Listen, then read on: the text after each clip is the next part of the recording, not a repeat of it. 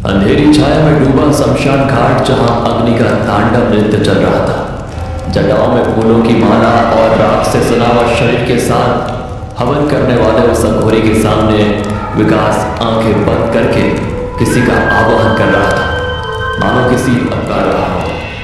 तभी एक साया धीरे धीरे विकास के पीछे से उसके नजदीक आ रहा था। उसके लंबे काले बाल उसके चेहरे को ढक रहे थे। विकास और उस लड़की ने एक दूसरे के गले में विचित्र सी माला पहना है।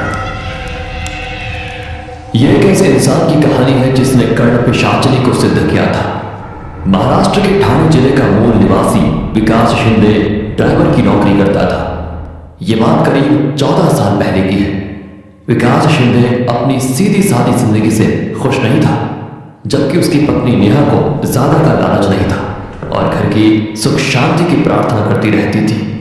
विकास तैयारी करके घर से निकल ही रहा था, तभी नेहा पूजा की थाली लेकर आई और विकास के माथे पर तिलक लगाया। क्या फायदा है पूजा पाठ का, भी नहीं इन सब चीजों का।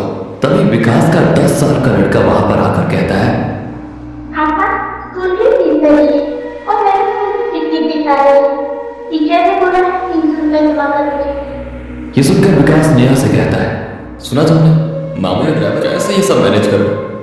इतना बोलकर विकास वहां से निकल जाता है। रात हो चुकी थी, विकास को घर के लिए निकलना था। विकास सोच रहा था कि घर की तरफ कोई भाड़ा मिल जाता तो उतने में वो अपने बच्चे की स्कूल फीस के लिए कुछ पैसे जोड़ पाता।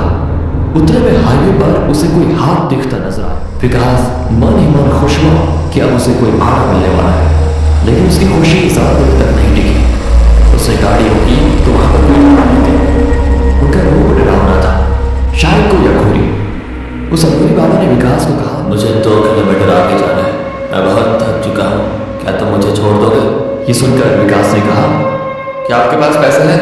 पैसे तो नहीं है मेरे पास, लेकिन पैसे से बढ़कर बहुत कुछ है तुम्हें देने के लिए। बाबा आज के जमाने में पैसा ही तो सब कुछ। ठीक है, आपके पास नहीं है तो चलो छोड़ देता हूँ आपको, आओ बैठ जाओ।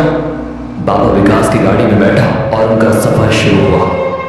बाबा ने विकास से कहा, बेटा बहुत परेशान लग रहे हो, मुझे बताओ तुम्हारी परेशानी, शायद मैं तुम्हारी मदद कर पाऊँ। छोड़िए बाबा, क्या मदद कर पाएंगे मेरे, थक गया हूँ जिंदगी से। रोज टैक्सी चलाना, यहाँ से वहाँ से यहाँ, जिंदगी में कोई मजा ही नहीं। मजा करेगा, तूने मेरी यात्रा करवाई, चल मैं तेरी यात्रा करवाता हूँ, जो तू चाहेगा वही होगा। बोल। हिम्मत तो बहुत है बाबा, लेकिन आप मेरे लिए क्या कर पाओगे। अघोरी को पागल मत समझ, बहुत कुछ है मेरे पास, बहुत कुछ। सिद्धियां दूंगा तुझे, सिद्धियां, ऐसी साधना करूंगा तेरे लिए कि सोने चांदी में खेलेगा तू। अमावस्या की रात 12 बजे आ जाना।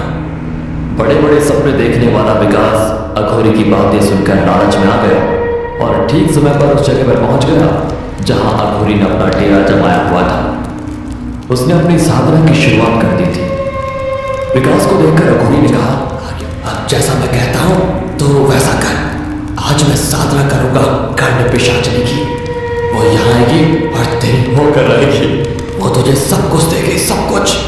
तेरे कान में लोगों के राज बताएगी, क्या हुआ था, क्या होने वाला है, क्या हो चुका है, सब जानती है वो। मिलेंगे तुझे लोगों के राज और वो राज तो लोगों को बताकर करोड़पति बन जाएगा, करोड़पति। विकास कपड़े उतारकर अघोरी के सामने बैठ जाता है और अघोरी जैसा कहता है वो वैसे मंत्र जाप करने लगता है। तभी विकास के पीछे धीरे धीरे उसके नजदीक आ गई।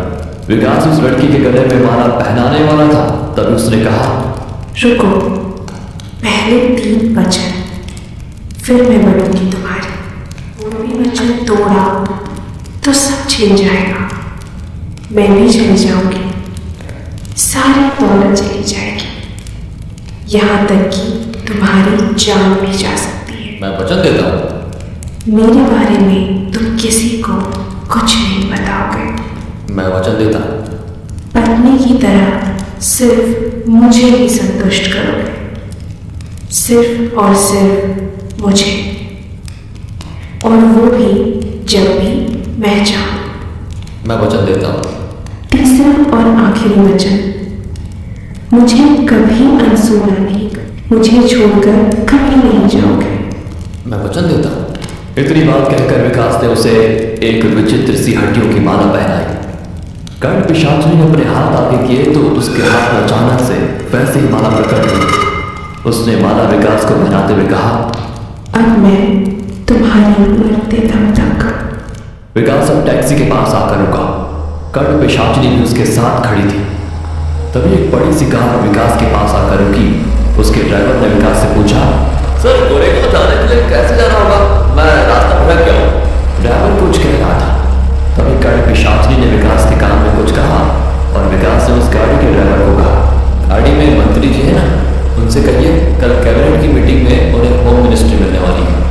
विकास की बातें सुनकर पीछे बैठे मंत्री जी ने कार का कांच खाली करते हुए कहा, तुम्हें कैसे पता कल कैबिनेट की मीटिंग है और मुझे होम मिनिस्ट्री मिलने वाली है? जैसा बोल रहा हूँ, अगर ऐसा हुआ तो इस नंबर पर फोन करिए। दूसरे दिन विकास तैयारी करके घर से बाहर निकलने वाला था। तभी कुछ पुलिस विकास के घर पर आई। विकास डर गया, लेकिन कुछ ही वक्त में कल वाले मंत्री जी विकास के सामने आए। उन्होंने एक बैग विकास को देते हुए कहा, बाबा आप शरण में ले लो। मैंने कल की आपकी बात को ऐसे ही मजाक में ले लिया था। एक मामूली सा एमएलए था, आपकी कृपा से आज होम मिनिस्टर बन चुका हूँ। आज से आप जैसा कहोगे मैं वैसा करने को तैयार हूँ। एक और विकास की पत्नी नेहा ये सब कुछ अचंभित होकर देख रही थी, लेकिन विकास की नजरें कर्ण पिशाचिनी की ओर ही थी। वो विकास को देखकर मुस्कुरा रही थी। जैसे ही मंत्री जी विकास के घर से निकले तो विकास ने बैग खोला। उसमें 1 लाख रुपए कैश थे। ये देखकर विकास ने नेहा से कहा, देखा अब हमारी सारी गले कुछ भी नहीं है, अभी तो और आएंगे।